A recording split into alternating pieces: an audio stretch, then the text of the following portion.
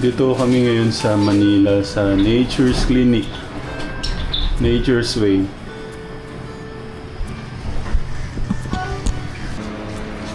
Bali, 4 days po kasi hindi na po si Tatang. Nahirapan ng... 4 days ba, Tang? Nung ano. Tapos yung pinainom siya ng celery, yun na. One day kala ko na hindi tayo makadumi. Ang sakit na sa ulo. Kaya nga po yung mga constipated na mga hindi nakakadumi, Matiisin. madaling uminit ang ulo. Tapos yung hininga nila, nagbabago na, tapos yung pawis nila. Kasi po yung colon nila, madumi na hindi nila mailabas yung toxic na katawan. Ayun, kategra mo. Nalaman po natin yun. Kaya dapat po, 3 times tayo kumakain. Dapat nga daw po 3 times a day tayo tumutumi, pero once a day na lang. Yung once a day pero kulang pa rin, hindi natin na ilalabas mo. Kasi po malawak po yung colon natin. Kagaya po kay sir, pangalawa niya, ibig sabihin paglilinis pa lang po natin sa largest intestine ng colon. Nasa bungad pa lang po tayo. Bungad. Yung pang 4 session, umaabot na tayo sa small intestine. Depende po sa holding sir ng water. Kagaya si sir, matagal na hold ng water, nakaka 5 minutes na siya. Bali ano po kasi to kategram. 4 na beses po kaming babalik dito. Hindi, 7 session po yun. 7 pala, sorry. 7. Kasi po yung pang 5 session namin, sir, meron kaming ganito, regular colonics, yung 30 minutes. Tapos pagkatapos po yun, meron na po siyang coffee. Broad coffee, ipapasok sa colon niya, pang cleansing po sa colon niya. Yung hold niya ng 10 minutes, tapos i-ano rin po natin. Ay, ganun. Apo. I-drink. Tapos yung ano rin po, pang 6 naman po ni sir, ganito rin po, 30 minutes na paglilinis ng regular colonic. Tapos 10 minutes rin niya po yung hold yung buko. Antioxidant naman yun, saka electrolyte. Yung pang 7 session, yun na po yung virgin coconut oil. Magdadala na si sir ng diet. Antibacterial naman po yun. Okay na po, galing niyo po po. Sir, kaya pa? Kaya pa. Malalaman ko naman sir, pag puno ka na. Dadaan po sa ilong, sa tenga yung water, sa bibig, joke lang. Kasi po yung 1 minute po na pumapasok ng tubig sa colon ni sir, ang katumbas yun, 1 liter. Kung di naka 5 minutes na po kayo, ibig sabihin 5 liters na. Baka masobrang kayo, Tang. Hindi. Kasi po yung dito po sa amin, naka-open system po kami. Kayo po yung magpocontrol ng water kung gaano karami papasok ng tubig. Pero yung inano po nila to, mas maganda, mas matagal ang hold na water. Opo. Kasi umaabot siya sa kasulungan ng colon. Kasi yung mga nakadikit doon, na nadaanan ng water, napabakbak, may lalabas bagang. Naramdaman na ni Ano Tata. sir? Ayun na po kamo, yung umaga yan sir. Yan, yung nagbabibrate. Ano po yung gas? Benefits ng nagpapaganyan. Naku sir, malaking benefits po para sa atin. Kagaya po sa atin kapag nagkakaedad na, di ba kapag yung colon po natin marumi na, doon na po lumalabas yung mga sakit. Kapag malinis po yung colon natin, maliwalas po yung itsura natin, healthy po tayo. Kaya kailangan po natin ganito. Colon cleansing. Pakiramdaman mo ako na kung ano. Kung sosobra na itong dyan, sabihin mo. Baka kasi... Ninita. Yan, Lola Nenita. Okay lang ibatiin mo si Lola? Ay, mapapanood ni Lola Nenita to. Nag-ipirapan ng lola ko. Lola, ayun po yung apo niya, oh. Thank you po. Thank you po. Lola Nenita, thank you po sa love and support. Si Bunso, nandiyan, sarap ng higa. Ang ganda pala dito. Ang ganda ng view. Oh. Pwede kang nakaano dito. Kasi hindi nabubuksan mo, Bunso. Sige, enjoy mo lang dyan. Feeling Tang. Okay, siyempre. Kanina siya, ginano ko para lumabas pa yung tubig kanina. Meron pa Tang. Lumabas. Sa siya. Ako na-iglip eh. Si Bunso nga, ang sarap ng tulog dun sa Maganda yun, nakakatulog siya para... Mahaba ba yung iglip mo? Ayun lang Basta kategram. mo muna tama mo. Gusto lang po namin i-share yung yung ganong... May ganong palang yung lilinisin yung mga bituka natin. Mas magiging maganda po yung pakaramdam mo natin. Lalong-lalo na po pagka may edad na. para sa ano, kasi minsan daw doon po nang nagkaano yung mga parang yung colon cancer, parang nag-iipon po yung mga naninigas po doon sa wall po ng mga bituka po natin, yung mga hindi po natatanggal po minsan. Siguro sa katagalan, ilang dekada hanggang sa tumanda na. So kung may pagkakataon no tayo, yun, nagawa ko natin ganun, yung natural cleansing. Hindi po doon no, sa mga gamot-gamot. Kategram, thank you po. Kategram, uwi na po kami nito. Naiglip po ako kanina kaya medyo ano po. Telegram. Magandang umaga po sa inyo lahat. At ito po, pauwi na po kami. So, kahit saan man po kayo sa sulok sa ating daigdig, magandang umaga po sa inyo lahat. Ayun lang. Hindi, kayo. Pauwi na po kami. Dito kayo siguro kumain. Magandang umaga din po sa Sa inyo Roger, lahat. ito Max. Tatulit na mismo. 10:30. Ito ba yung ano? Yung sapa? Max? Kanina parang biyahe lang natin, isang oras mahigit lang yan. Isang oras kalahati. Tama natin siya. Yan lang ang kapabot. Let's go na, Ben. Isa na Maxine. Ito po yung ano namin katekram. Pangatlong araw po ni Tatang to. Tapos first day namin ni Nanay Jack. At saka po ako. Dito sa journey namin dito sa ano. Ay, sorry. Nandito pala sa likod. Say good morning. Good morning po. Ah, fourth floor na ba na? Ayan na, fourth floor na. Yung pinto. Man, pasok na. Dito po tayo ulit sa Nature's Clinic Kategram. Shoutout po sa gwapong asawa ni Ma'am, ni si Mark Anthony Fernandez. Monda pala, Monda. Ben, excited? Excited sa ano, tata. Ano? Kala mo kung saan tayo pupunta, no? Tinapa. Hindi. Why you look afraid? Are you sad? Are you sad? Ande daw. Good morning, Ma'am. Opo ka, sir. Baka lalo ka tumangkad. Diyan ka pa rin dito yung mga... Good morning, Ma'am. Gusto ko yung itilina ko yung ano nyo, yung sa yun ba? May mga suba pala kayo inano, sibling. Upag po yung asawa ko. Ah, baka kamag-anak niyo sila. Ano, tag dito, kaya lang ano sila, Tarlac. Natatalay. Kapampangan. Opo, Kapampangan. Pero marami silang kamag-anak ng mga suba. Nakita ko ba? Nakita ko sa 46.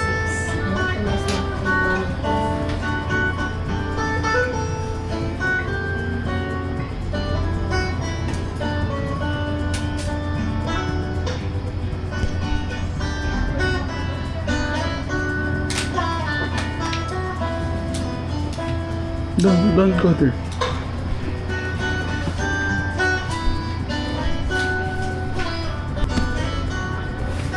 Hindi naman yun siya.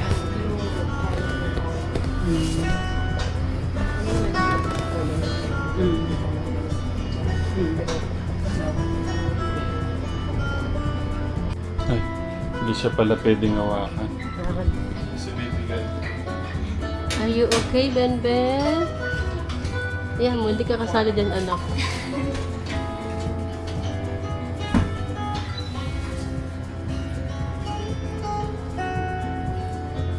Marami kinulungan pa yung suka sila. Ano po? Magkakapatid po. Suka, yun yung kasama namin siya. Opo, sinabi nga po ni ate.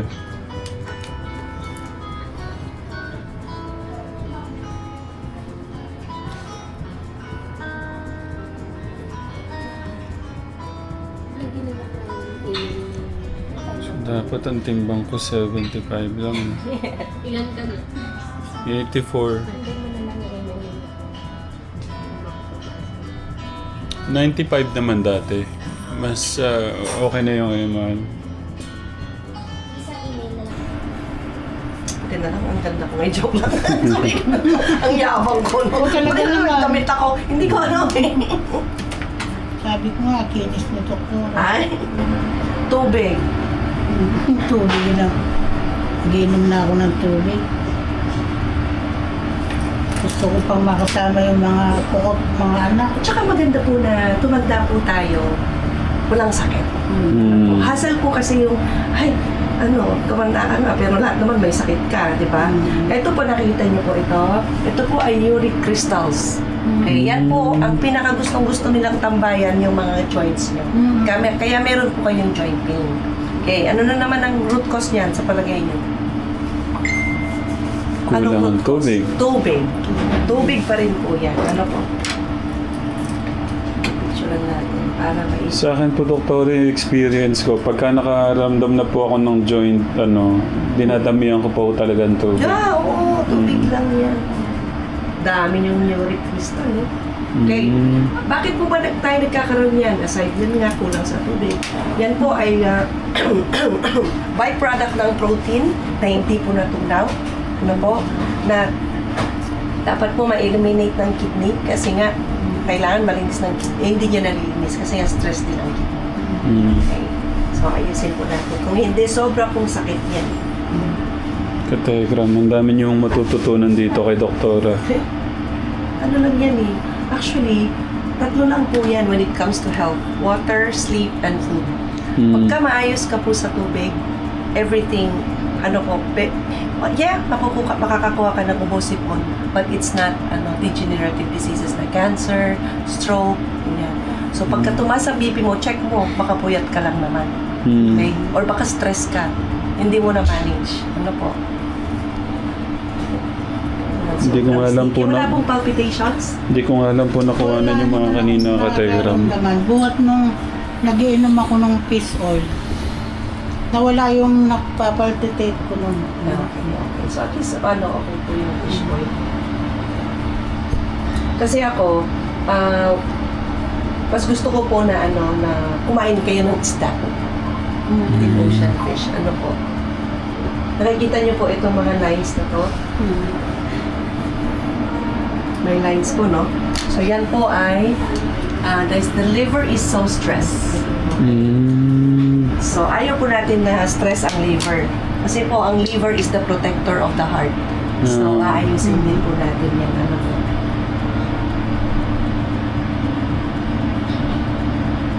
Very sticky po.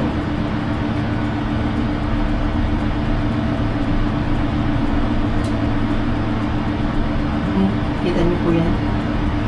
Nagkukos po yan ng inflammation.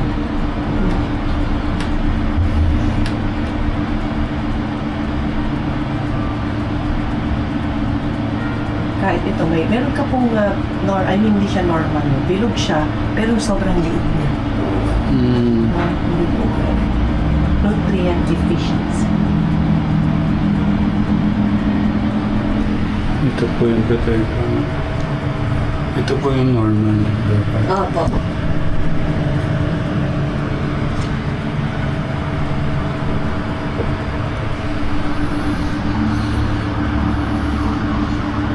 Bali sa kabila po na si tatang po nasa kabila siya, inaano po siya. Nakasalang na din. Nakasalang po siya sa kanyang pangatlong session. Okay, nakikita niyo po ito? Para po siyang may mga sungay. Ano po? Yan po ay free radical cells. Okay? In layman's term, cancer cells. Although, hindi ko po sinasabing may cancer kayo. Kasi po, lahat tayo meron yan. Okay? Ang ayoko lang pagka sobrang dami na. Sa inyo naman parang 3 piraso na.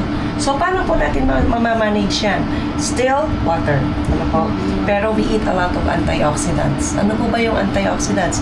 We get it from fruits. Kumakain po kayo ng prutas. Hindi ako mahilig. Okay.